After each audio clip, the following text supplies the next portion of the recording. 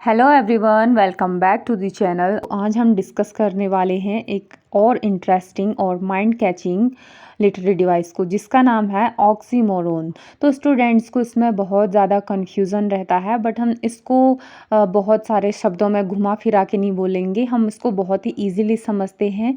तो सीधे सीधे बोले तो जब दो बिल्कुल उल्टे आइडियाज़ या बिल्कुल उल्टे एक दूसरे के अपोजिट मीनिंग वाली चीज़ें होती हैं, वो एक साथ यूज़ की जाएँ तो उस चीज़ को बोला जाता है ऑक्सीमोरोन।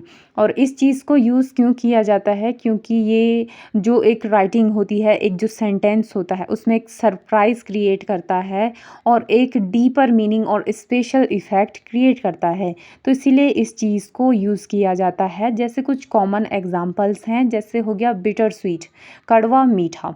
ये दोनों एक दूसरे से बिल्कुल ही अपोजिट हैं। ये इन दोनों का जो टेस्ट होता है वो बिल्कुल एक दूसरे के अपोजिट होता है, बट जब इनको साथ में यूज़ किया जाता है, जैसे बिटर स्वीट। नेक्स्ट एग्जांपल जैसे हो गया डीपनिंग साइलेंस, कान फोड़ देने वाली खामोशी। तो साइलेंस का मतलब होता है एकदम शांत, शांति, और डीफनिंग यानी कि बहुत तेज आवाज़ जिससे कि कान फूट जाते हैं।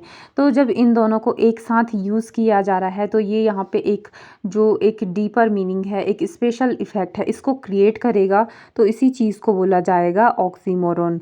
तो हम लिटरेचर से कुछ एग्जांपल्स को देखते हैं।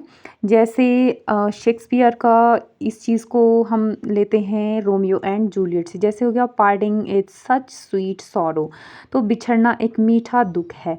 ऐसे शेक्सपियर ने लिखा है रोमियो एंड जूलियट में। तो यहाँ पे स्वीट प्लस सॉरो, तो यहाँ पे ये हो जाएगा कंप्लीट ऑक्सीमोरोन। तो बिछड़ना एक मीठा दुख है, कहीं ना कहीं बिछड़ के दर्द होता है, और मीठा मीठा तो हर किसी को अच्छा लगता है। तो यहाँ पे इस चीज़ को ऐसे यूज़ किया गया है। तो ये है एग्जाम्पल ऑक्सीमोरोन का।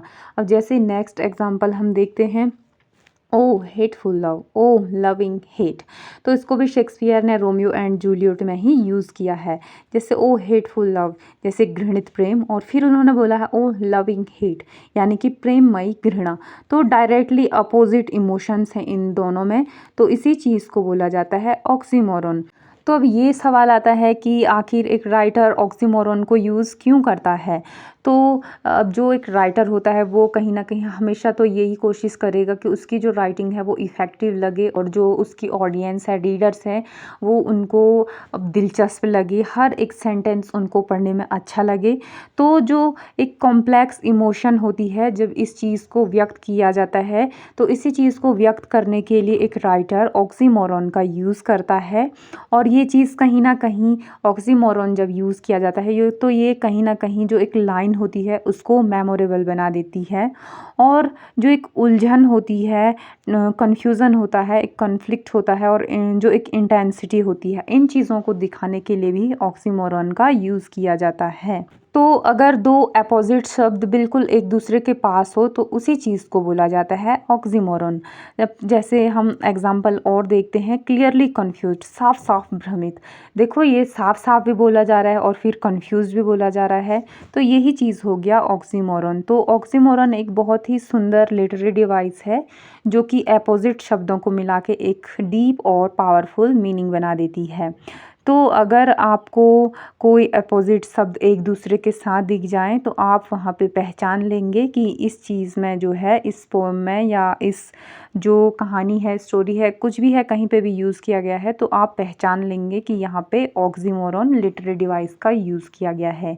तो आई होप फ्रेंड्स आपको ये बहुत अच्छे से समझ में आ गया होगा। तो आज की वीडियो में बस इतना ही, और मिलते हैं नेक्स्ट वीडियो में।